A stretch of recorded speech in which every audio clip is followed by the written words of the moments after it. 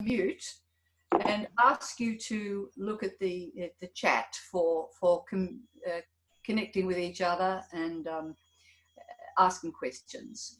But let me first of all welcome everybody. It's terrific to see you. We have so far 132 people and it's still chalking up. So this is a terrific turnout. And I want to start with an acknowledgement of country. I acknowledge that we meet and work on the land of the Wurundjeri people and that sovereignty of the land of the Kulin Nation was never ceded.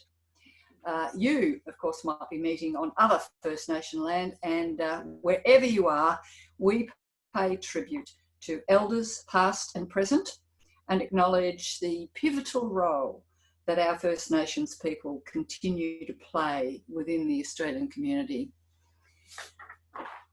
Now, I'm Carolyn Ingerson and I'm not chairing tonight. Lynn Franks, our deputy, will be doing most of the work tonight. But before I hand over to her, I just want to thank everybody for the response we had to our request for some support, some funding support. We made a bit of a blast last week and we got over $1,000, and I just want to say thank you guys. That was so good. Very helpful. It really makes such a difference to being able to do things like upgrade our Zoom for tonight when we get large numbers. There's a lot of things that we're trying to do that take additional money. So what I'm doing first of all here is introducing Mick Nolan, who's going to put us on the screen to show you what this donating is, because we've got a new idea. It actually gave us a bit of courage to say, look, we've got a new system that we're going to trial tonight, a recurring payment thing. Most organisations have it. We haven't had it up until now, but from now we do in fact have it. And so I'm asking him to give us a little bit of information on that. So it's over to you, Mick. Thanks, Carolyn. Hi, everyone. So, yeah, look, first of all, thank you to all the donors that contributed in the last month. It's a bit of a learning curve for us as we've been grappling with our budget a bit for 3 or 4 months, and it was really heartening to get a significant amount of donors after the last month's meeting. So very appreciative. We're back, just sort of as Carolyn said, we're rattling the can a bit as well. If you can think of this as the gold coin or the note you might have dropped in the bucket at the guide hall or one of our forums. And what we've done in the last couple of weeks is put another button on our donations page, which I'm going to take you through if you wanted to contemplate a recurring donation. So I'll just share screen. Can everyone see that now? Not yet, Mick. Yep, there it is. Okay, I'm just going to move this box. Right, so that if you go to lotoffootprints.org, this is our home page. Our donate button is on the far right. And if you scroll down, you get to our donate to Light of Footprints. I will just add, there were some people asked last time if we were tax deductible. Sorry, sorry, we're not. But what we've done is, so you can obviously make a one-off payment that was there last month, but what we've added is a recurring monthly payment for those who that works for. We would love to see that for some people as a way to contribute. So you would tick that box. Let's say we put in $10 a month, for example. Put in your information, and then you can say securely contribute $10 a monthly now, and then you would click that button. So it's pretty easy. It's pretty new. We think it's going to work just fine. So yeah, look, that's probably about as much as I wanted to do. But obviously, if you don't want to do a recurring and you feel comfortable with a one-off, then obviously just do a one-off. Thank you. Okay. Thanks, Mick. We'll get on to the main part of the evening now. So good evening, everybody. I'm Lynn Franks. As Carolyn said, I'm the Deputy Convener of Lighter Footprints. So we have a very busy program tonight. I'm going to quickly outline the evening's agenda, and then we'll move on to hearing from our speakers. So our attention has turned to local government, and that's happened for a couple of reasons. Firstly, we do have council elections happening in October. The state government toyed with the idea of delaying, but they have decided not to. So we will all be voting by postal ballot in October. And the other reason why we've turned to local government is that the City of Boroondara is now in the process of developing a new climate action plan, which will guide their action over the next 10 years. And they are asking us all to participate in a consultation process towards the development of that plan. If you haven't already signed up for that, we would really appreciate it if you would. You can do that on the council website by going to the Have Your Say page.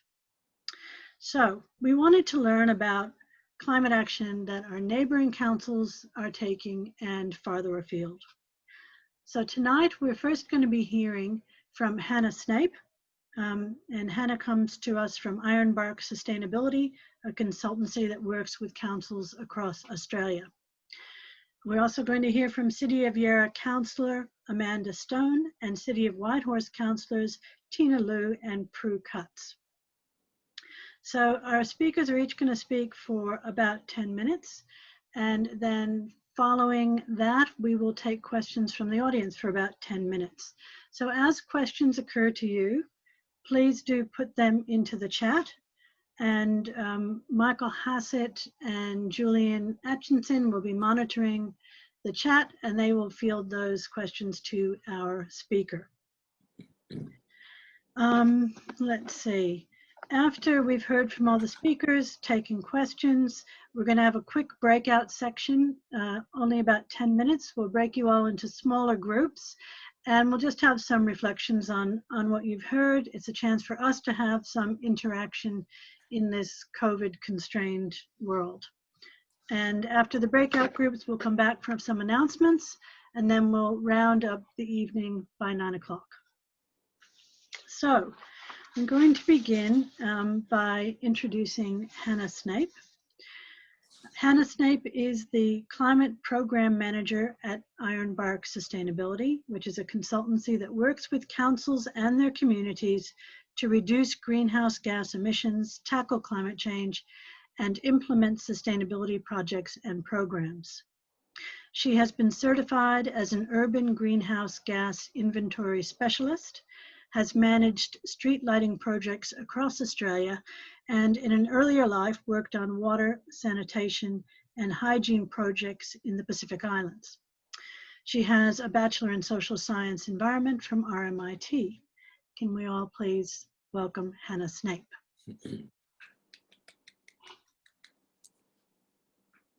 Thanks very much, Lynn. I'm just going to quickly share my screen. Can everyone see a presentation now? Yes. Fabulous. Okay, I was going to start off by introducing Ironbark, but Lynn's done a fabulous job, so I'm going to skip through that and straight into the juicy stuff. Lynn asked me here today to talk through these two questions.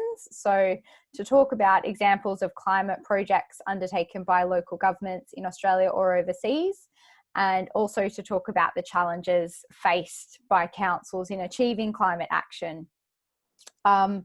I'm going to do that, and I'm going to focus in on this word here. So I'm going to focus on what we think what we consider effective. Hannah, I think we may be seeing the presenters with notes rather than the... Okay. I'll stop this and I'll start again.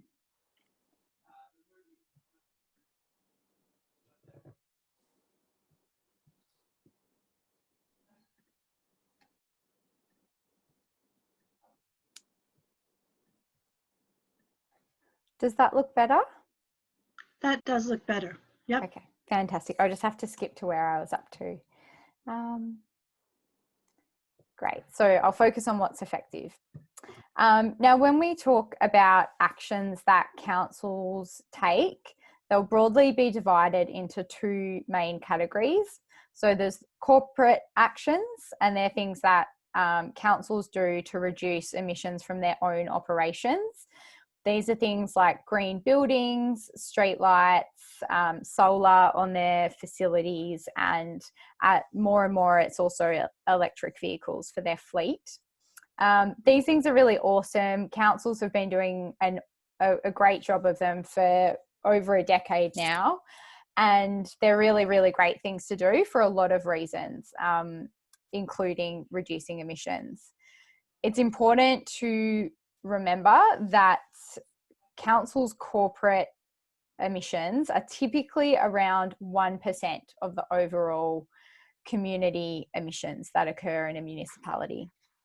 And the other thing, I guess, to note is that with these kind of actions, it makes perfect sense for councils to fund and deploy. There's usually a really good payback, but councils have direct control over this area. So it's a very simple, quick, and good thing to do.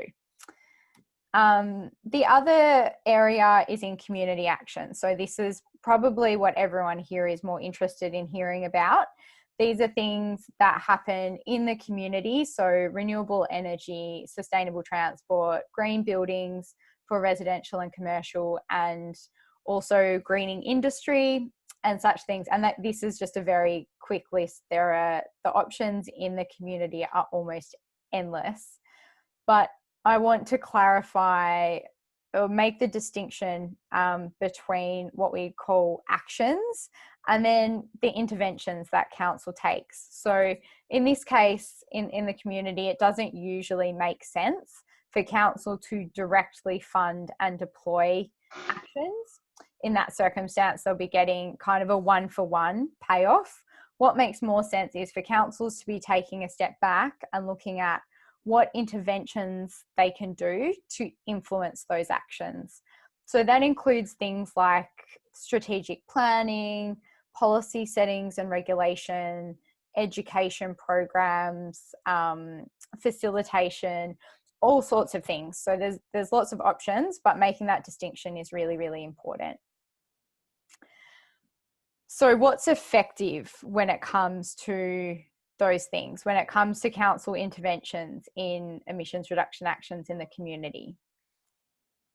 The truth is, we're kind of doing this a little bit. We're working in the dark.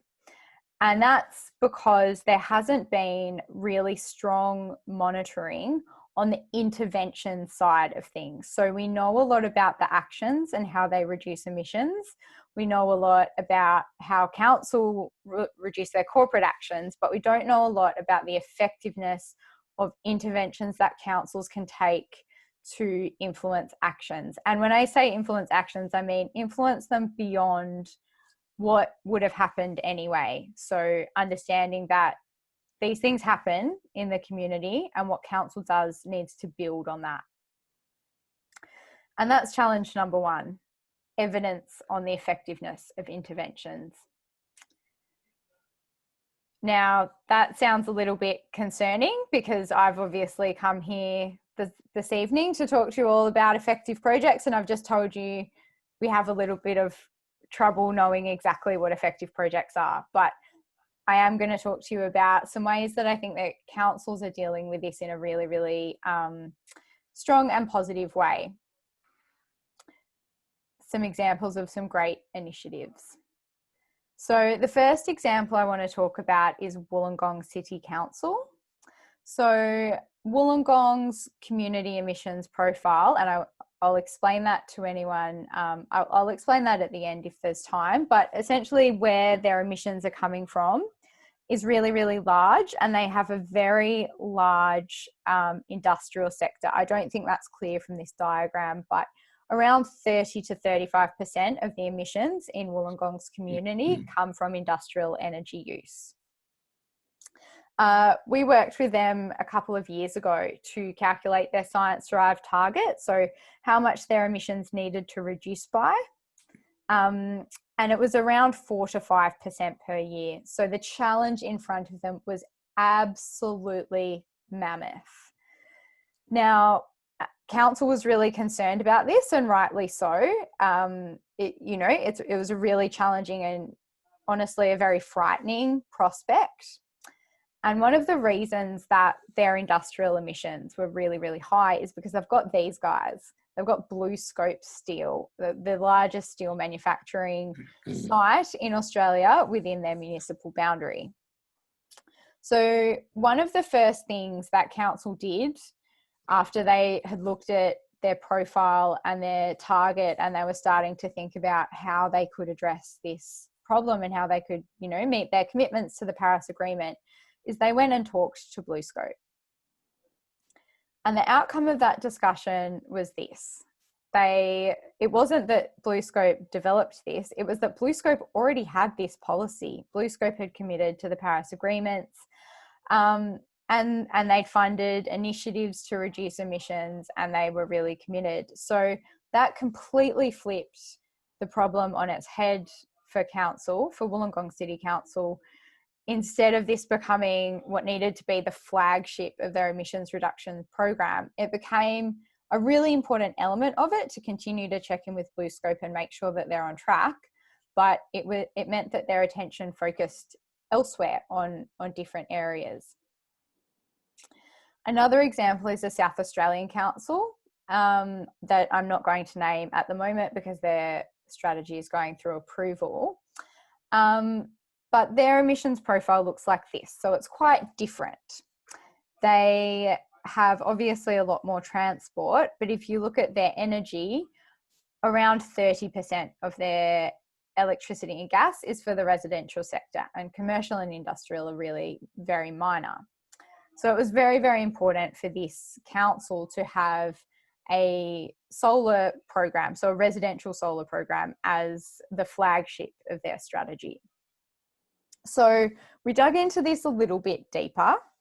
One thing that it was important to look at was the trajectory of the emissions factor in South Australia. So for anyone that doesn't understand this graph, basically what it means is that the emissions intensity of energy, of electricity in South Australia is going down and down and down. So basically they're greening their grid.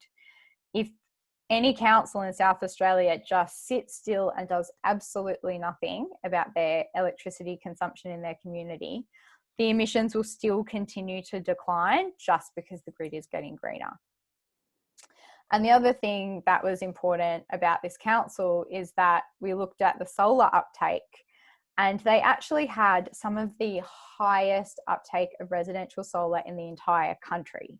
So it was really, really high. And what we identified, we had to dig a little bit deeper and see that in owner-occupier properties, there really wasn't opportunity for this. There wasn't much that they could achieve.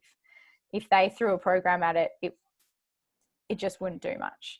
However, there was an opportunity in addressing the rental market, and there was a stakeholder that was interested in supporting that work. So it became, again, a pivot, and it meant that their decision around how they funded what they do changed. So this became part of their program, and it still sits at the front as something that's very important, but it's not attracting a lot of funding. They're not throwing a lot of money at this because the opportunity doesn't match that. So this brings me to the second challenge, which is understanding the context. And I think understanding the context isn't really a challenge in the sense that everything is there to be able to do this, but it's a change in behavior. It's not something that we've done a really, really good job of as a sector over the last couple of decades. The next example I want to talk about is Sunshine Coast, and this is an easy one. They have a really, really enormous solar farm. The thing that is important about this is the scale. So this is absolutely huge. It's 15 megawatts. it's not playing around with small scale projects, it's achieving a lot. And obviously there's a really unique set of circumstances that made this possible. So there was political will, there was drive from the community, but most importantly, there was land availability, which makes this something that's not going to be directly applicable. But I think what we can learn from this is that it's at the scale that you want to be playing at, if you possibly can. Achieving scale is a really big problem in a climate emergency, and that I think is demonstrated by the Wollongong example as well. The last one that I really quickly want to talk about is moorland.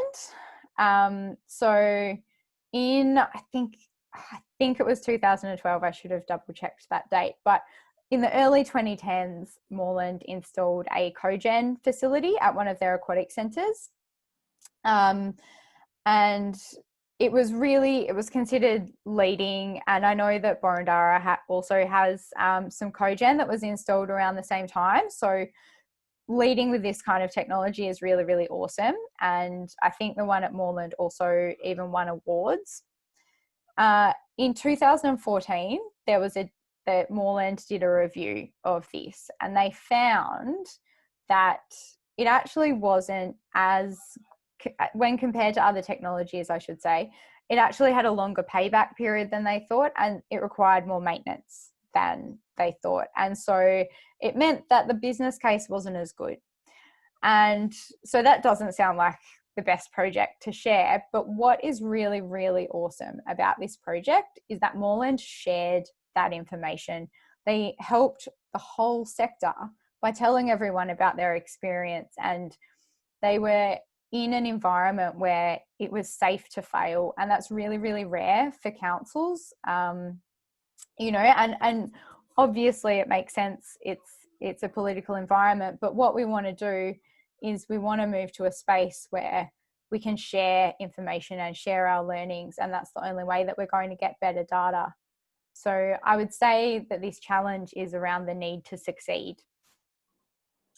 So I feel like I've said a lot about councils deciding what not to do, but what I think is the ways that we can move forward is to understand your emissions, understand what's going on in your council and your community, where the emissions are coming from and who the key stakeholders are. Understand where you need to get to. So you want to move those down. What kind of scale do you need to be working at? Do you want to move them down a little bit, a lot, and what does that look like? Understand what's already happening in the community. So making sure that you are taking stock of what other people are doing and trying to work to create emissions reductions that are additional to that. Looking at data, talking to stakeholders, and then monitoring what you do and sharing what you learn. These are the challenges that I went through today, and there's obviously many, many, many more, but these are the things that I think if we looked at, we could really improve and move forward as a sector. I hope I've addressed these questions, but I'm happy to take questions from you now. Okay, thank you very much, Hannah. That's fantastic. We're running a tad behind time, but not too much. So I'm going to hand over to Julian and Michael for choosing questions out of the chat.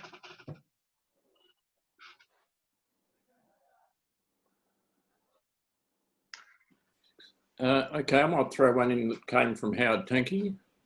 I believe local governments all around the world have created a separate body which participates at World Climate Forums, Paris Agreement, etc. What is the current status and activities of this body? Meaning local governments, I assume, in the context of international agreements. Yeah, so the largest local government program, I suppose, that I can think of that I think you might be referring to is the Global Covenant of Mayors. That's something that was formed through a merger of two separate global, they called themselves bodies or covenants, but one was European focused and one was US focused, and they've merged now. So that's a huge one. We work with a lot of GCOM councils, and it has kind of a process that's similar to what I talked through, that requires understanding emissions, so doing a profile, a target, an action plan, and then following through.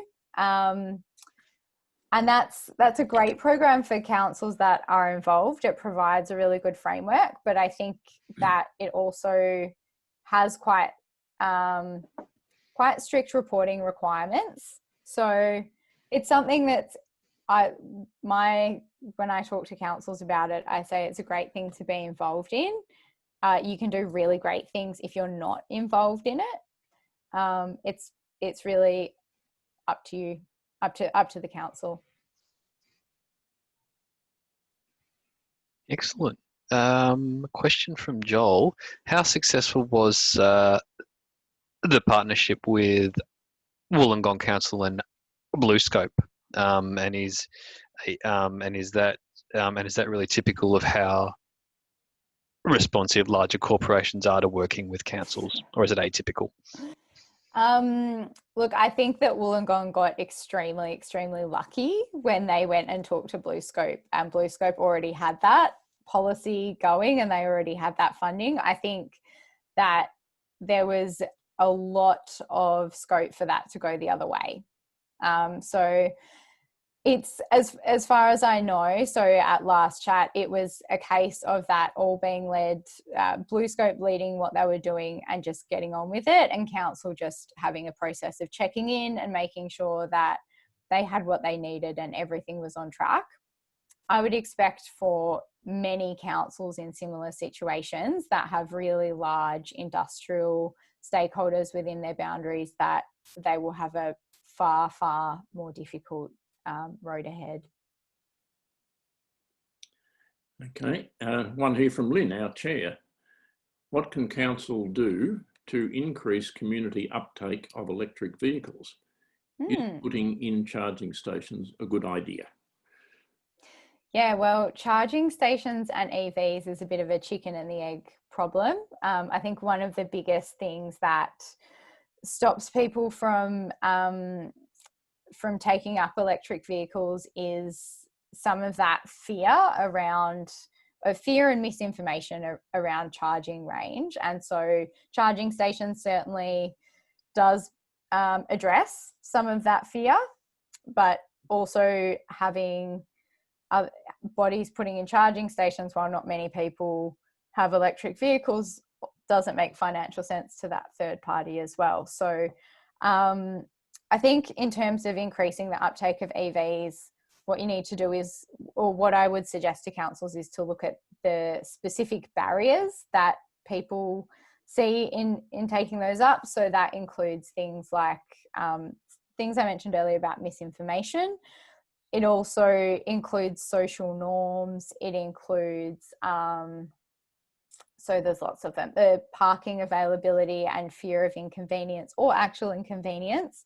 So doing things that address those specific barriers. I just list what those barriers are, or research what the barriers are, and then try and address them. I think most recently, for a council, we've done a little bit of work around this, and the things that came out of it were strategic planning, so land availability for charging stations, facilitating conversations with charging providers, and education to residents around charging range, and also leadership in changing over council's own fleet were some of the things.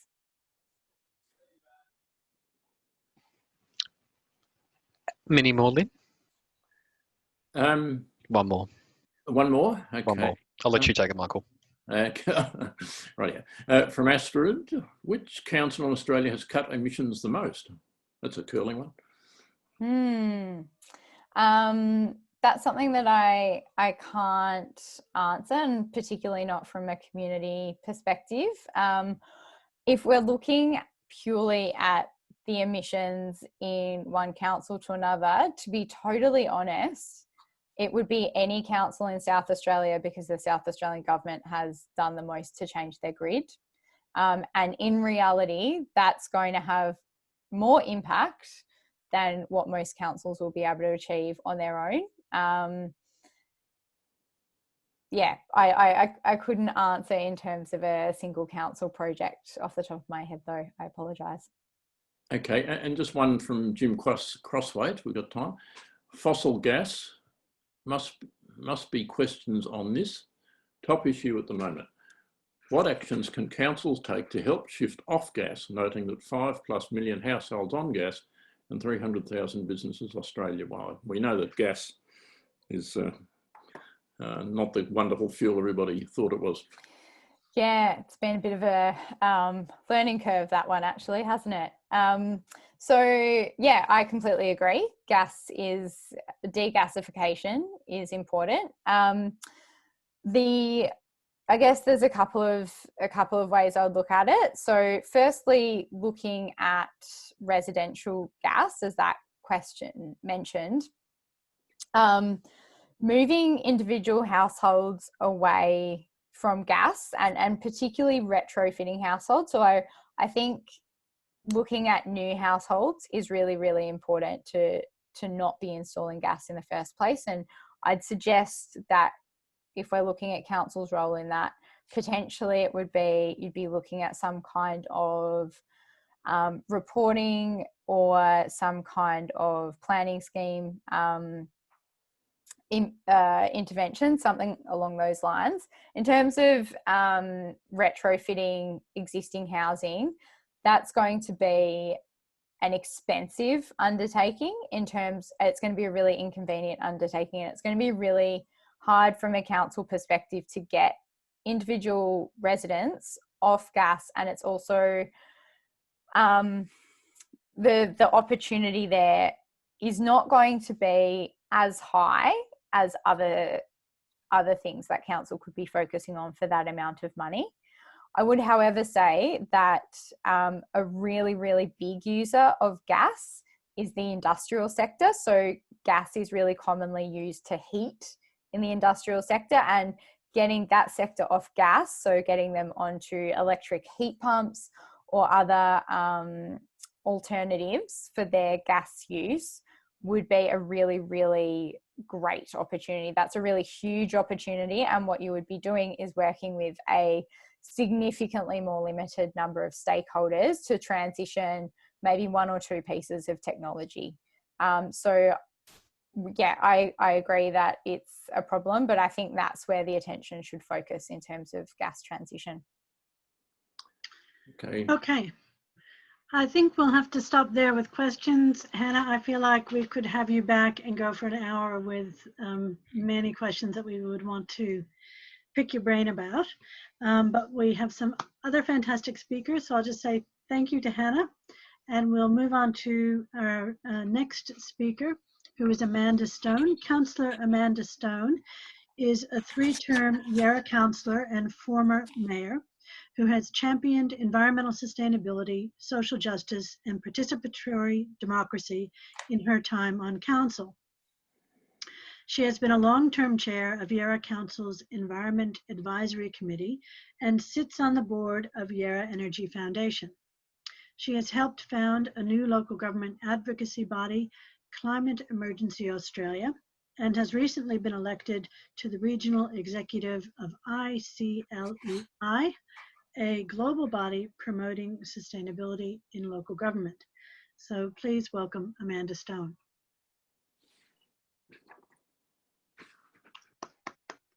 I have to unmute myself.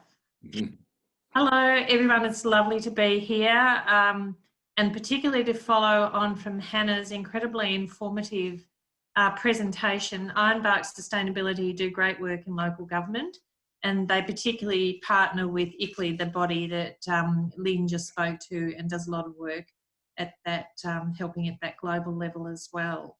I'm just going to try and share my screen, see how this goes. How's that? Is it all happening? Yep, good. So As the councillors here will tell you, it is an enormous privilege being a councillor. You can actually effect change and see it happening and respond directly to community needs. And I don't think there's any better job or greater privilege in the world, really. But it can be overwhelming, particularly when you're looking at how to address climate change. Hannah's outlined 4 challenges, which I completely agree with. I don't know any council that's really got around all of those yet, and mine certainly hasn't either. But we're certainly doing our best and had quite a bit to choose from when asked the question, what are 4 innovative things that you've done? I might start with an Ironbark sustainability graph of our own. This is Yarra's municipal emissions from 3 years ago. It would look pretty much the same, and it did when I was first elected a decade ago, and you can see why it was overwhelming. If we wanted to reduce our emissions in Yarra as a municipality, if you look at that big blue half a circle there, that's our stationary energy consumption in Yarra. It's where the majority of our emissions come from, and if you look here, most of them are coming from commercial and industrial premises.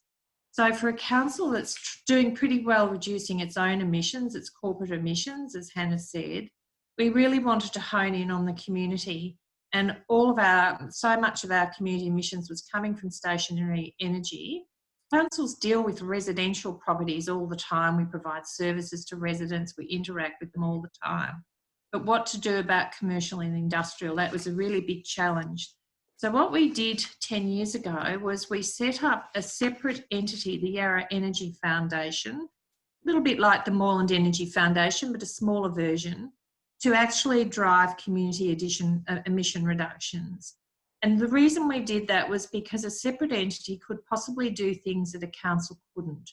It could enter partnerships, possibly commercial partnerships, to help drive down emissions. It could apply for funds, philanthropic funds, things that a council couldn't do. And it was tasked with getting our community emissions down to 0. We didn't put a date on it. We did to start with, which was overly ambitious, and we just said as soon as possible. So Yarra Energy Foundation has been plugging away, working to reduce community emissions on the premise that residential consumers of energy don't want to spend much time worrying about it. They do want to reduce their emissions, but it can't be too hard. So what Yarra Energy Foundation does is it takes a lot of the work out of that for people. It provides advice on reducing their energy, or retrofitting their homes, installing solar or batteries. They have a panel of vetted suppliers, so you can trust what they're suggesting or offering. Same for businesses, tailored solutions for businesses. So they're an advice and support agency, and they've been very, very effective. Businesses in particular, where all those emissions come from, 60% of our emissions, they're all different, they all have their own needs, and working with businesses on a one-on-one basis has helped a lot of them to reduce their emissions through behaviour change, through the change to the technologies that they use, and things like this. We have a lot of microbreweries in Yarra. They use a lot of energy. This is Stomping Ground. Some of you may know it in Abbotsford. This was very challenging, rented premises, huge rooftop, big potential, but they didn't know where to start, particularly with a rental property. It was a big investment and they didn't know who to go to. So just providing that honest broker function was really effective. That's a very blokey photo, isn't it? I guess beer's a blokey business. So while the Yarra Energy Foundation was beavering away helping the community to reduce their emissions, the council also had to look at its own corporate emissions. And we'd done the low-hanging fruit. We'd put solar on all our roofs where we could. We'd converted all our street lights to low-energy street lighting. We'd got off gas where we could. We were doing what we could, but we really needed to go to the next level. And we were the first carbon neutral council in Victoria, I'm proud to say. But some of that was achieved by buying offsets, and we really wanted to get off that. So we joined with some other councils and some big corporations in the city, with Melbourne University and CSIRO and Federation Square and Melbourne Zoos and so on. went out to tender for a provider for renewable energy for us as a consortium. Pacific Hydro were successful. They constructed a whole new wind farm on the basis of this tender, which is now up and running in Crowlands near Ararat. What this did was it actually stimulated the renewable energy sector, which is what we want to do. They provide energy to us, but they also have lots left over to provide elsewhere. They provided us with a 10-year guaranteed price at a time when energy prices were fluctuating up. And in return, we provided them with 10 years of guaranteed customers. So it was a win-win. And it was the basis of it was a power purchasing agreement, and Melbourne Renewable Energy Project Stage 2 is now underway, and that will offer a similar product to a range of commercial entities. I'm just going to give this a go and show you a very short little film about how and why we did it.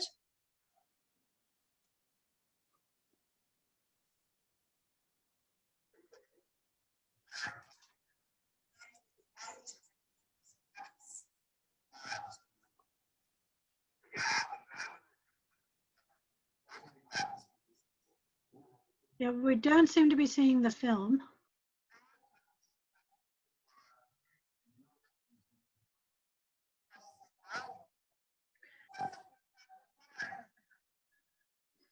Amanda?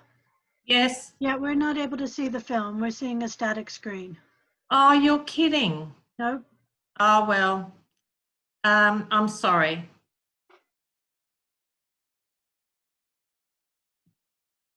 Can you see the slideshow now? Okay.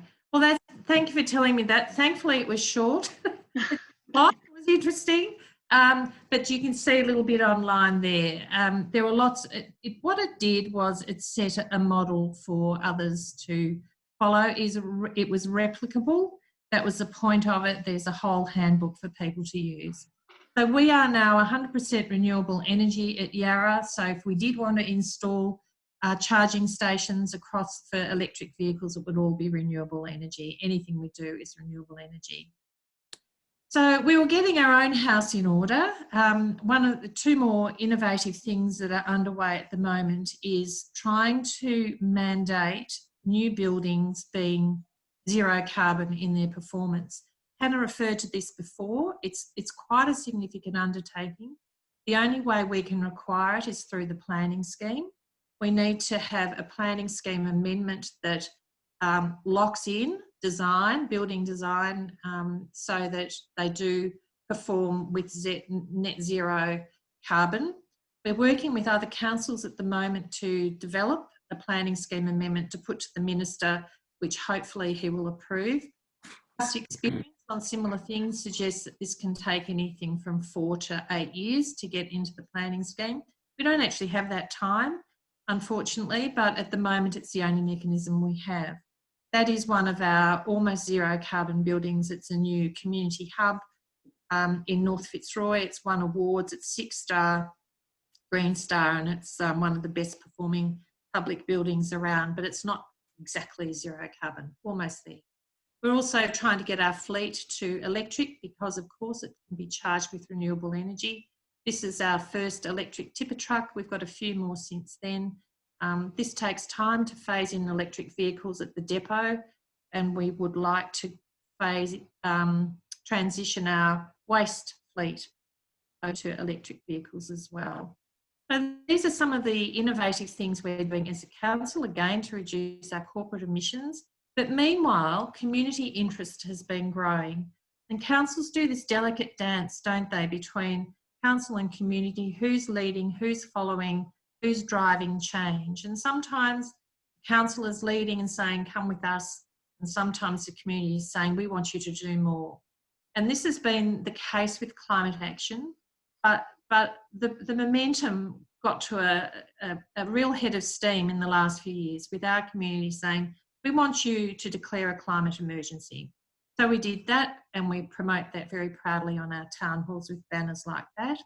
We started having forums about the climate emergency. We had really high profile speakers talk about it, providing information to the community. And then we thought, oh gosh, let's just have a climate emergency plan.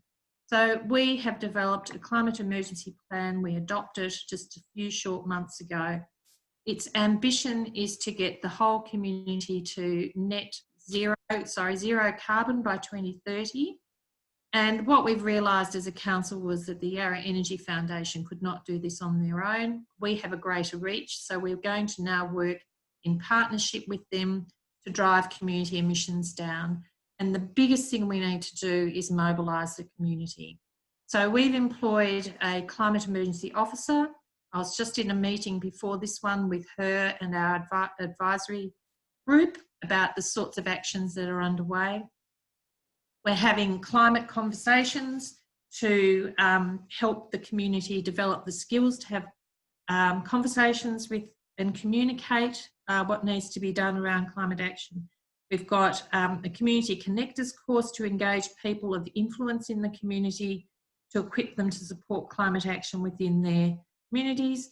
We're providing support for climate action groups to do what they do so well. We've got a range of behaviour change and communication campaigns. These conversations finished last night and were based on Fight for Planet A. We're having information sessions, a terrific one last week, all online, of course, about getting off gas in the home, one next week for businesses on power purchase agreements for renewable energy and so on.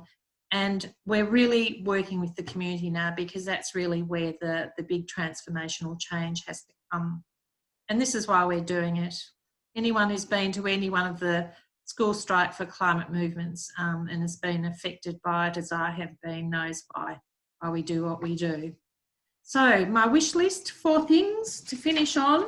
I was asked what would I like to see happen and what's hard about it. I'd love us to get off gas. It's still really hard with our leisure centres. Yes, we've done some cogeneration, but it doesn't get rid of gas. So the technology is not quite ready to do that in some cases, but it's getting there. Secondly, I would love us to require zero carbon buildings. I've described how hard that is through the planning system, but we're getting there. I'd also love us to be able to transition old building stock into zero carbon buildings. That's quite difficult and will need partly carrot and partly stick, I think, some legislation and lots of support. Thirdly, I'd love to be able to get people out of vehicles or to actually share road space more readily with bikes and pedestrians. That is one of the most difficult things we're facing as a council.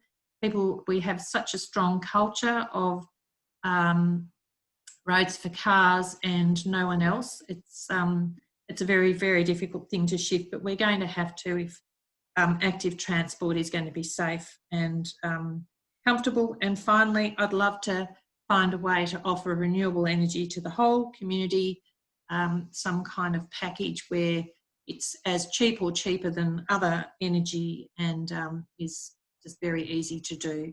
So they're the 4 things I'd love to see in my council, but I think we're doing pretty well. And thank you for listening to all of that. Okay, thank you very much, Amanda. We just love what you're doing in Yarra, and us sitting on the other side of the river are thinking, why can't we get this happening here? So look, fantastic. Thank you so much. We are running behind, but we're going to take some questions. So I'm going to hand over to Michael and Julian. Okay, question here from Joel Lazar. Does Yarra Energy Foundation only work with Yarra-centred businesses or also from other councils? If not, are there brokers for other councils? Well, that's an interesting question. Yarra Energy Foundation did branch out and still does branch out to broker deals for other councils in solar bulk buys. They've developed a model that's very effective and very easy to implement and gets a lot of people involved in Yarra. And so they act as a broker for other councils and they've done quite a lot of bulk buys. In terms of what you're asking, no. I don't think they do anything like that. What was the second part of the question? Could they or? are there brokers on behalf of other there- councils? So like honest brokers to provide link. advice on providers and that kind of thing. Is that what it means? I suppose, are there anybody acting as a link between the Yarra Energy Foundation and other councils outside of Yarra, I think is what's meant? I don't think so, but if you're talking about brokering solar bulk buys, that's what they do. They've set themselves up as a business to do that. Right. Provides income to Yarra Energy Foundation. Yeah. Like I can say, yeah. Lynn is asking, has it been easy to garner support for changes to the planning laws? Have you struck problems with the planning laws for some of your initiatives? No, not within the community. The difficulty has been getting the Department of Environment, Land, Water and Planning to actually approve some of these planning scheme amendments that will allow us to apply these standards to new buildings. It's a torturous process. We did a joint environmentally sustainable design amendment to our planning schemes. We started it in 2009, and eventually there were 9 councils doing this joint planning scheme amendment, and I think it was approved in about 2016. It was ridiculous, and that wasn't because there was community objection. It was because of the wording and the concern about, you know, some councils doing this and not others, and not wanting to set precedents, and I don't know where to start, but it's incredibly frustrating when we really do have limited time to effect some of this change. Okay, and I'm not sure how much we're going for time, but maybe this question from Ray Peck. Amanda, what is to be gained by Boroondara Council declaring a climate emergency? They are not convinced there is any point. Can you give us your view on the value of a climate emergency declaration? I have a similar curiosity with the City of Whitehorse too. You know, no one batted an eyelid in Yarra. You know, we can take away 3 car parking spaces to give bikes better access, and we're inundated with emails. We declared a climate emergency and nobody said boo. So I think the fear about doing this is probably overrated a little bit. And the benefits of doing it is actually signalling to the community that this is a legitimate issue, that your council sees it as a real issue and is taking it seriously, but you also need to follow it up with action. And I know some councils really balk at using the word emergency. And some councils have got, some councillors who've wanted to do this have got around it by using other words like climate action plan or something like that. It probably doesn't matter, but I think we're in a state of emergency now with another invisible enemy, a virus. There's this huge invisible enemy that's going to produce the same challenges that we're living with right now. I think people will get it. I really do. And I really wish people wouldn't fear it, because it actually helps to drive action. All right, Lynn, maybe we'll throw back to you. You got room for one more, Lynn? I think one more thing as well, especially because Yarra has done so well, and a lot of people here are from the Boroondara area that is currently going through a consultation phase for their climate action plan. What's your advice to citizens for getting involved in a council consultation? I think be honest about what you would like to see. I have a very good relationship with one of the Boroondara councillors. I think politically we're on different pages, but when it comes to listening and responding to the community, we are absolutely on the same page. I think Boroondara councillors do want to hear from their community. All councillors want to hear from their community, and they want to respond. So you don't need to be feral, you don't need to be crazy, you just need to provide your honest, thoughtful input. Reading the comments in the chat, I'm astounded at the level of understanding and knowledge there is in this group on this area, far more than I get feedback in my community. I was a bit intimidated by some of that because I thought I can't answer those questions. But I think providing informed, serious, authentic input to your council is the best thing you can do. Okay, fantastic. Thank you very much, Amanda. And we will move on to our next speakers. We're now going to hear from two councillors from Whitehorse Council. The first councillor is Tina Liu. She was elected to the Whitehorse Council in October of 2016. She has tertiary qualifications in information systems and commerce from Melbourne University and works in marketing and event management. She represents Whitehorse Council on, amongst others, the Whitehorse Business Group, the Eastern Transport Alliance, and most relevant to us, the Eastern Alliance for Greenhouse Action Executive Committee. We're also going to be hearing from Councillor Prue Cutts. Prue was elected to Whitehorse Council in October 2016. She holds a Bachelor of Science with Honours Psychology and a Diploma of Education. She has worked as a teacher and as a psychologist, both in educational settings and private practice. Amongst other roles, she has served the Whitehorse Reconciliation Advisory Committee, Whitehorse Council's Heritage Steering Committee, and again, most relevant to us, on the Eastern Alliance for Greenhouse Action. Please welcome both councillors. Thank you, Lynn, and good evening, everyone. And it's a pleasure to be here at the Lighter Footprints webinar. And I'd like to acknowledge my fellow councillor, Councillor Prue Cutts, and we also have an officer from our sustainability team, Ian Barnes. So welcome, Ian, and welcome to everyone here today. I do see some familiar faces, some of our Whitehorse community members and residents. So really happy to see you all here tonight.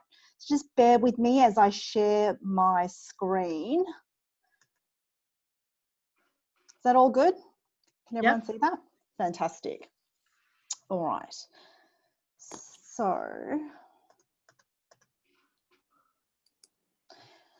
I'll first start off with, I guess, Whitehorse Council's strategic approach, and it's really looking at what we're currently working towards at the moment and shaping, which is the Whitehorse 2040 community vision. So this particular piece of work, this consultation with the community is currently underway, and it will shape a number of our council plans, including our sustainability strategy, which includes our interim 2-year climate response plan, which was recently passed by council as well. And I'm happy to inform that our sustainability team is working very hard on that. So it is business as usual in that aspect, and they are well underway with developing that response plan. Part of the sustainability strategy also looks at the Whitehorse planning scheme. And I do note a number of comments in the chat that did raise this. So we are looking at two particular key pieces. One is around environmental sustainable design planning policies, so strengthening that with our residential and non-residential planning matters, as well as Amendment C219, which a number of our Whitehorse residents here would be very familiar with, and that is really looking at the significant landscape overlay Schedule 9, looking at further protecting the tree canopy, particularly in private residences across the municipality. So just in terms of the plans, in terms of the community vision, you know, I do encourage, and I mentioned before, community consultation is underway, and there will be further opportunities for the community to be involved in light of, you know, COVID-19 and the restrictions that we have in place at the moment. There will be more of an online element, and I do encourage our community members to be involved in that, because that will really shape and feed into our other plans, including, you know, our sustainability strategy moving forward. So just in terms of a number of, I guess, initiatives, key initiatives that Whitehorse Council have been undertaking and continue to undertake, is to be part of the Eastern Alliance for Greenhouse Action.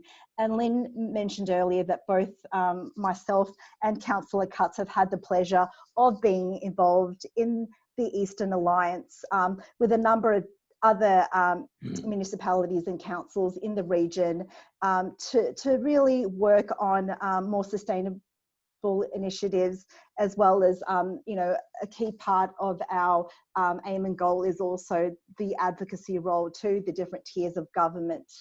So one key project that we're currently implementing through the Eastern Alliance for Greenhouse Action, and we're doing it in conjunction with Knox City Council, is the Whitehorse Energy Performance Contract. And this is really looking at not only permanent energy savings, but also looking at our bottom line as well. And I think the approach that we've taken as a council, you know, for us, you know, myself and Councillor Cutts and a number of other councillors, we do believe in, you know, climate change and the fact that we need to do as much as we can to combat the impacts of climate change. However, having sort of that data in place for that financial, I guess, evidence and reasoning that supports, you know, our climate adaptation responses further strengthens our arguments to implementing more sustainable initiatives in the city of Whitehorse. So this particular energy performance contract really looks at a 2-year fast-track energy efficiency programs, and just in terms of the total amount, it is a $2 million project looking at 8 of our top energy consuming facilities in the municipality. So these are council owned facilities, and to date we have seen a number of, well, we're anticipating that there will be, you know, not only great greenhouse gas, you know, reduction, emission reduction across those sites, but also a financial return as well for this particular investment in terms of energy consumption savings as well. So the first year really looks at implementation of solar PVs across some of our major sites, including Aqualink Box Hill and the Boxall Town Hall, as well as a number of extensive lighting upgrades across some of these sites. The second year of projects will look at larger mechanical and plant equipment to replace them with more energy efficient models, and also fine tuning some of our buildings to run more effectively. So I think there were a couple of questions in the chat that were asking about Aqualink Box Hill and heating and some of our heating equipments, and I believe that is being looked into as the second part of or the second phase of this particular project. As part of the Eastern Alliance for Greenhouse Action, EAGA, you know, some of the other things that we're looking at is really looking at a regional ESD policy, particularly for council assets, so our buildings and infrastructure, a stronger advocacy role as well to the different tiers of government. So, you know, just through EAGA, we've made submissions to the Australian Energy Market Commission, street lighting, and you know, the importance of fast tracking energy efficient lighting upgrades for our roads, as well as electrical vehicle uptake across Victoria. So that's regional Victoria. Also looking at metropolitan Melbourne as well. And I know that the state government had been doing some work around that also. In terms of the proposed business resilience program, we actually had a recent EAGA meeting to look at potentially putting in a resource to further assist our councils in reaching out and engaging with businesses around what they could do to further, reduce their carbon footprint and implement more energy savings for their businesses. I think in light of what's happening with the pandemic at the moment, I think business resilience and sustainability is paramount, and it's certainly something that we are hoping to roll forward between now and hopefully in the next 12 months and beyond. We also have a number of regional partnerships as well, which includes the local government power purchase agreement as well, which is really a synthesis of like 47 councils combining to procure renewable energy, renewable electricity. And looking at that, we're looking at more of a long-term agreement, and it is looking to start hopefully from the 1st of July 2021. And I guess from Whitehorse's point of view, we have committed thus far seven of our largest electricity using sites towards this particular project, which equates approximately to about 36% of councils' electricity needs. And this particular electrical loading would be sourced from local renewable energy. So this is obviously subject to review, and hopefully we could adjust that to hopefully a larger loading moving forward.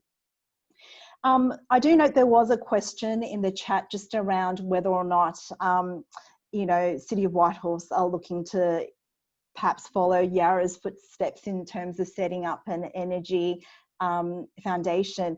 At this stage, that is not on the books yet. However, I think, with some of the great work that we do as a group through the EAGER coalition, it's something certainly that we want to continue. And some of the, I guess, things that perhaps Yarra are doing, which they're doing fantastic things, and certainly I do commend Councillor Stone for all her work that she's put into that as well. We are also looking at and addressing as part of the Alliance.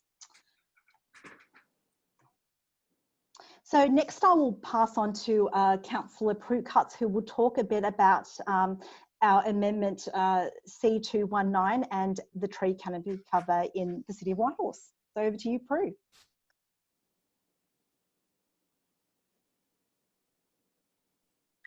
Thank you, Councillor, and good evening, everyone. Look, I just wanted to address some of the questions that had come up. One of them saying we're seen as a pro-development and business-as-usual council, not supporting decisive and tangible local grassroots action on climate change and drastically reducing greenhouse gas emissions by 2030. So I will say one thing, that it depends on the councillors who are there. And I can also acknowledge the fact that when we did bring this to council, Tina and I brought this to council, we lost this 4-5. And it depends on what the actual other councillors are thinking there as well. So they are generally climate change averse. So in terms of walking the talk, talking what you've also mentioned there in that question, it is really about pressuring your councillors. So if you are from Whitehorse, I suggest you start making a lot of noise on this issue, and please stand as a councillor. We're coming up to council elections, so that's what I'll just say on that point.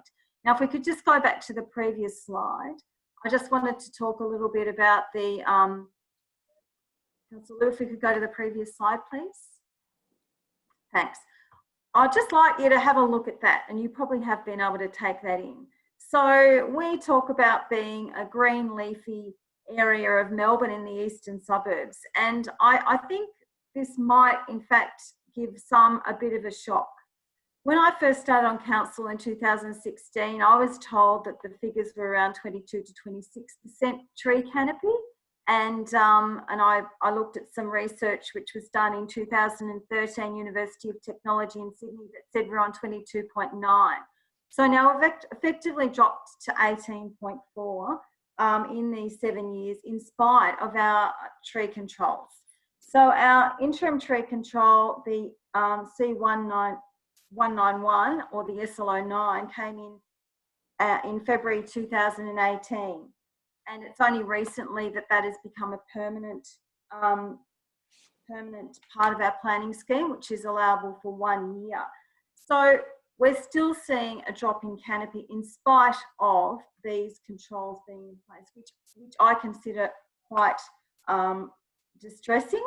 So this particular control that we're talking about here, it's looking at trees which are over 5 metres, can't be cut down, or a girth of 1 metre, 1 metre from the ground. And there's some other aspects to that as well. But these are some of the things which we're, when these come to council, we're grappling with these issues, and it really isn't helping with everyone thinking, not in my backyard, the old NIMBY project. The tree's fantastic and keep it there, but if it's in my backyard, I want it cut down. So these are things that we as councillors, and Councillor Stone would understand that as well, these are things that we deal with very regularly. So if we could just go over to the next slide, please, Councillor Lou. So in Whitehorse, of the 18.4%, so you can see that 82% is buildings, roads, car parks and so on, and residential, and a lot of our trees are really in residential homes. So it is about encouraging people to say, let's plant big trees in our homes.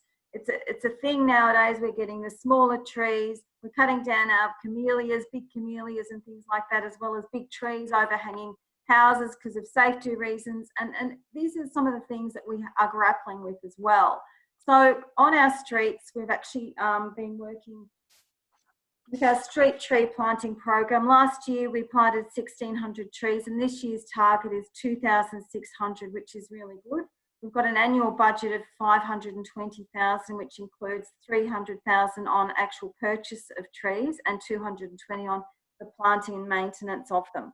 So we are seeing these good things, but council only can do so much because we've only got so much land, and this is what we're dealing with out here. But as I said, the leafy suburbs of the east are rapidly diminishing in that respect. So if we could just pop to the next slide, please. So some of the things that we're doing around trees, we have monthly seminars held for the community on topics aimed at encouraging people to plant more trees in private gardens. And we have landscapers, ecologists, arborists talking on these things. We run Gardens for Wildlife program, which started out in Knox, as many people might know. Going out to assess people's properties, suggesting trees, shrubs, etc., to encourage native birds, insects and other wildlife. We have our bush kinder programs run out of Blackburn Lake Sanctuary and Yarra and Darren. But obviously with the COVID times, we've had to adapt those to online sessions, and obviously the numbers haven't been as great. But these are some of the things we're doing. But seriously, I don't know whether any of you have seen the Whitehorse Council meetings. I'm constantly talking about the number of trees which are given the green light to be cut down in council meetings, and I would really love to hear from people to say that this is not okay. I mean, some of the last couple of the planning applications that came were asking for moonscaping, and they were given the green light through. We've got to stop this. So please consider standing for council, because we need people to stand up for our environment, for our future, for our children's, grandchildren's future. Please do it. And I will now pass back to Councillor Lou. Thank you, Councillor Cutts. So just in terms of some of our climate-related programs to do with the community, Whitehorse Council is partnered up with the Australian Energy Foundation to provide a number of advice to our residents and businesses, as well as online material. We also run a number of workshops, smarter living workshops and webinars, as well as Sustainable Living Week, and that is also delivered in an online forum also. There are also a number of school programs that we work very closely with, a number of different schools, and the Eastern Alliance for Sustainable Learning as well. So just in terms of some of our upcoming initiatives also, moving forward, we are looking at opening, and it's going to happen very soon, and we're very excited about that, of Whitehorse's first five-star Green Star accredited building, which is the Nunawading Community Hub. Also, the recent endorsement of our 2-year interim climate response plan, which will allow us as a council to further accelerate and also add to some of our climate response actions. The completion of our energy performance contract project, which is scheduled to finish next year. So it's the 2-year project, as mentioned earlier. And the redevelopment of Stratton House as well, with a number of sustainability measures and considerations for that. And just the last point that I wanted to hone in on, and it's a piece of work that we're also looking at the moment, and a number of our community members who are actually here tonight have been pivotal in terms of providing feedback in our update of the Box Hill Metropolitan Activity Centre Integrated Transport Study. So it's looking at how we could better embed, you know, sustainability across all departments, including our transport department, but also looking at how we could further encourage and facilitate that active transport within the municipality and with community members as well, and really hoping to shape and change some of the way that people get to and from work, to where they live, where they play, etc. So that's another piece of work that I'm very excited about, and certainly as part of Whitehorse's representative on the Eastern Transport Coalition is an area that I'm very passionate about and advocating for as well, along with public transport. Okay. So I think that's it for us. So certainly open to any questions. Okay, thank you very much to Councillors Liu and Cutts. We are way running behind schedule, so we're not going to make our breakout groups, but we will take some questions now. So I'll hand over to Julian and Michael. I'll grab the first one. Oh no, that's just been answered in the chat. There you go.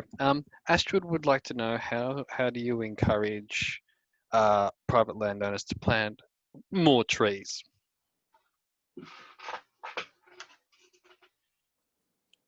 Might take that. Yeah, all right. Go ahead. Take that. Yeah, sure. Go ahead. Oh, yeah. Well, part of it is actually through our education program, and we do have our sustainability officer and our tree education officer who actually can work with the residents across Whitehorse to suggest different trees. And one of the slides I actually had there was a slide on the different tree species and heights and things like that, and they can actually work with residents to do that. We do have Sustainability Week where we've had Craig Rucastle come, we've had others come along, high profile people like Yarra has, to try and encourage people to take up this. But it is an ongoing problem, and the tree loss here is very significant, and it really concerns me. And as former chair of the Heatherdale Creek Parklands Advisory Committee, which is why I've actually got to be a councillor, because they were the ones who actually suggested I should be a councillor because I cared about the environment.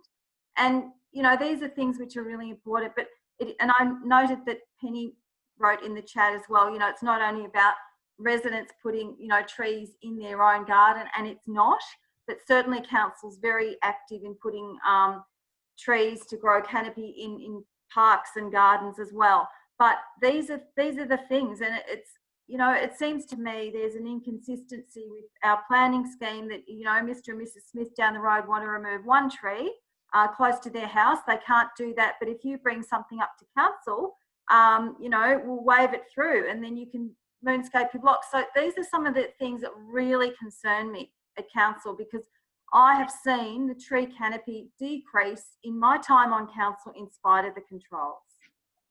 Yeah, and look, I'd just like to add to that, it really is an ongoing education piece as well. We are seeing a lot of development, not only in Whitehorse, just across Melbourne in general, but certainly I think with Whitehorse, I mean, we get thousands of applications, planning applications, you know, various applications within the planning department. It is really educating people around the benefits of trees. Obviously, with our planning scheme amendment, the C219, the SL09 provision, it will prevent people from quote unquote moonscaping, you know, their property. But at the same time, I think, you know, looking at further strengthening our ESD policy and looking at, I guess, you know, the Department of Planning as well, getting them on board and working very closely. And I know that our planning department have made inroads in that aspect in terms of further encouraging better designed, you know, I guess, planning applications whereby, you know, landscaping and, you know, the urban treatment and more sustainability and green infrastructure are something that, you know, that should be looked at further and further strengthened. So there are different avenues of how we approach it, sort of all happening at once, but certainly I think education is paramount. Tina, there were a lot of questions came in early in your talk about the climate emergency declaration consideration at Whitehorse Council and the fact that it didn't get up, and somebody noted the fact that it also failed in Monash.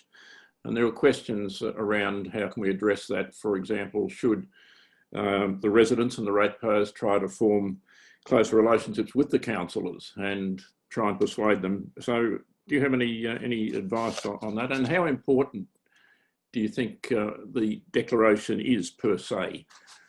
Or is it just window dressing? Look, I think I echo the sentiments of Councillor Stone, just in terms of, I think, declaring it, and certainly myself and Councillor Cutts do not have an issue with declaring it. I mean, it's the reality of things at where we are, and we do need to take immediate action. So I do concur with Councillor Stone in terms of that it does show that the residents and our community that we do take addressing climate change very seriously, and it's something that needs to be addressed ASAP. In terms of what the community can do, yes, I would encourage our community to speak up and to engage with your councillors. We're elected for a reason, and that is to represent our community and community views. Certainly, I get a lot of correspondence from our residents in terms of how they see this as such an important key part of what we should be doing as a council, and it's something that I personally believe in also. And you know, but it definitely helps having the community come together and speak to, you know, your elected representatives and make your views known. That's what we're here for. We're here to represent your views, and those views need to be heard. So contact us and contact the other councillors. I certainly encourage that. I might just add in there too a little bit. I put up an online question saying, should Whitehorse be declaring a climate emergency, on my Facebook page. Now, it was shared by ECAM actually and a number of other people. And I think it ranged between 79 to 83% of people said yes. So I took those facts to the council chamber, and in spite of that, we still lost 4 to 5. There are councillors there who just don't believe this is an emergency and are not agreeing of the legitimacy of this issue. So I think in terms of getting the voices out there, you know, this is about our future, our children's future. You know, get things into the papers, start making some, you know, ask people at the elections, if you're standing, ask them where their views sit on this. That would be a good thing. That's what I'd do. And to start, you know, debate on it, perhaps grab it, perhaps maybe set up some forums where you can invite councillors and candidates to come along to see what their views on certain things are. Just some thoughts. But I think we need to make it more visible, and it's important here as anywhere else. With the amount of tree loss around here, we are getting this heat island effect here. If we don't get to about 30% of tree canopy by 2030, we will be increasingly, our temperature's going to be increasing, the shade's going to be removed from our, you know, walking around. covering our cars. You know, these are the things that we need to think about. We're going backwards, we're not going forwards. And I think these are the things that the community, and as Councillor Stone said before, is it community driven or is it council driven? This needs to come from the community, make this a very, very strong, important thing at the next elections. Thank you. Okay, thank you very much for that. I think unfortunately we're going to have to stop at that point with questions. We've only got about 5 minutes left till our 9 o'clock. That was a perfect segue. Well, before I say that, I'd like to say thank you very much to our speakers this evening. We really appreciate you giving up your evening time, your home time, to spend time with us. So I think it's been a fantastic evening, really informative, lots of ideas for us. So a big thank you. I also want to say that those last comments are a great segue into a couple of things that Lighter Footprints and the Kooyong Climate Change Alliance are doing here in Burundara. The next Lighter Footprints meeting on the 30th of September will be a candidates forum. All candidates from all wards are invited, and we will be breaking into 11 separate Zoom sessions where people will have an opportunity to ask questions of their candidates, really find out who these candidates are and what they stand for. The other thing is we will be doing a candidate survey and scorecard, which we will be distributing, that will be focusing on climate and governance. So at this point in the meeting, we tend to turn to a bit of Lighter Footprints business. We first hear from our letter writers group, which is another issue that I think Councillor Liu, or was it Councillor Cutts, raised about writing to newspapers. So I'd like to hand over to Ray to do a bit of our letter writers report. And I hope you all can stick around to hear this, because it's quite interesting what Lighter Footprinters get up to in the press. So can I hand to Ray? Thanks, Lynn. Can everybody hear me? Yes. And can you see my screen? Yes. Okay, good. Yes, for those of you who don't know, Lighter Footprints has a very active letter writing group of over 50 people. And we try to influence community opinion and inform community about climate change. And we also write letters to MPs, and we recently completed over 15 submissions, for example, plus some of our other committee members as well, in regard to the AGL gas project in Western Port Bay. So we have people who are good at stringing words together.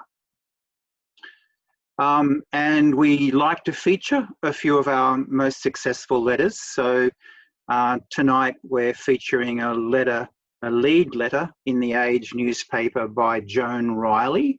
It's a really good one. Josh would have hated this because it had a picture of him above Joan's letter, urging him to stop sinking the boots into Victoria, particularly Dan Andrews, and it's got worse since then. This is on the 10th of August. And if you skim down this letter, you'll get a feel for the style of letter that we write, and the strong point that Joan makes right at the end when she reminds the Treasurer that nursing homes are a federal responsibility too. And that argument has developed, hasn't it, over the last week or two. In the next case, there's more, we have a second featured letter, and it's also by none other than Joan Riley. So Joan's had a fantastic month with 2 lead letters in the Age. Now, just getting published is hard enough, but getting a lead letter, and not only to get 2 lead letters, is an exceptional achievement. So congratulations to Joan. And I've broken this letter up into parts to make it easier for you to read. I would really like you to read this letter. It's probably one of the best letters we've had so far this year. I'm sorry, can you not see the top of that? I'll just let you read it yourselves.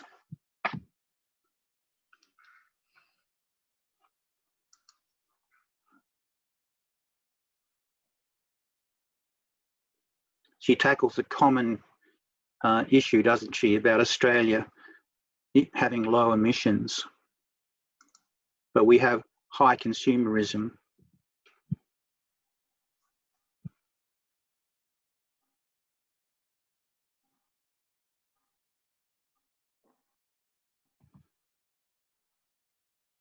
Okay, we've hit our 9 o'clock mark, so we're going to need to move on. Okay, do you want me to finish there? Yeah, yes, you do usually have a table of some sort of how many letters were published, that people like to see that. Okay, well, on this particular day in the Age, we had 3 letters, 1, 2 and 3. So congratulations also to Leslie Walker, followed Joan's letter and Barb Fraser, the terrific trio. Later on, a few days later, we had 4 letters on the 19th of August and another 4 letters on the 20th of August. So that's 8 letters in 2 days in the Age. Joan also wrote our 300th letter this year, and John Gare, who manages the Herald Sun for us, he wrote our 200th climate letter for the year. We had some other achievements, which I won't go through because we're running out of time. We're targeting the Herald Sun. It's very hard to get climate letters into the Herald Sun, and we're offering bottles of champagne and chocolates. And we've had 2 winners already this month. We also write to newspapers around the country, and so far we've had 76 letters, climate letters, published in 32 newspapers around the country. Altogether, we're approaching 250 climate letters now. I think we'll make that by the end of the month. Always proofread your letter before submitting it. Spell checking isn't enough. Thank you. Keep writing. Well done, Ray, and well done to all of our letter writers. We're going to have a quick report from Mick Nolan about the energy group. Mick, are you there? Sure, Lynn. Yeah, so the last week has been a pretty heavy concentration on the Western Port AGL pipeline submissions. That people have still got time. If you want to jump on the EV website, it closes at 11:59 tonight. But that's been a real focus for those that don't know. That AGL and APA are the proponents have put in a proposal to bring in imported gas on massive big gas carrying ships right in through the Western Port Bay, right up into Hastings, and permanently have a ship there to degasify, use the water in the bay to heat the gas and transfer it into a new pipe connection up through the mudflats and the mangroves. So that's been a big focus. The other thing that we're really doing a fair bit of work on in looking at the BZE million jobs plan, and what we're wanting to do, and we've sort of been working on for 2 or 3 meetings, is really taking that as a national paper. I highly recommend that people have a look at that.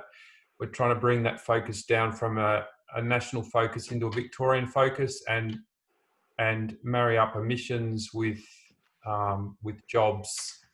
And then what we'll look to do then is, it's a small subcommittee, what we'll look to do then is start to put together letters for our local MPs and our climate and energy ministers in the state government, and potentially haven't spoken to Ray about this yet, but potentially we'll look to have briefings with letter writers and interested people that we can then have a bit of a campaign on getting getting the BZE Million Jobs Plan for Victoria a bit more publicity. So there's been some good meetings. There's been a couple of good meetings with local state MPs, with John Kennedy and Will Fowles, a couple of our members. And you can watch out, if anyone is in John Kennedy's electorate in Hawthorn, you can watch out for the first part of a 6-part series in John Kennedy's fortnightly newsletter, which is being submitted by one of our members, David Strang, with help from others. And that's going to run for 6 fortnights. And I think Will Fowles is also talking to someone in the group about us submitting something for his newsletter. So we are starting to get some good connections with our state MPs. Fantastic. Great work, and lovely to hear about. Okay, I've got just one more announcement, and that is that for those who are concerned about the Northeast Link, there is a forum tomorrow night, which you are encouraged to attend, and the link to that forum is now in the chat to find out information and to RSVP to that. So if Northeast Link is an issue that concerns you, certainly has climate implications, that's a forum worth attending. Now, just before we go, because we are in the age of COVID, when we start to do our climate scorecards for our candidates here in Burundara, we are going to be paying to push them out via Facebook advertising. And part of the way Facebook advertising works, or works better, is if your Facebook page is active.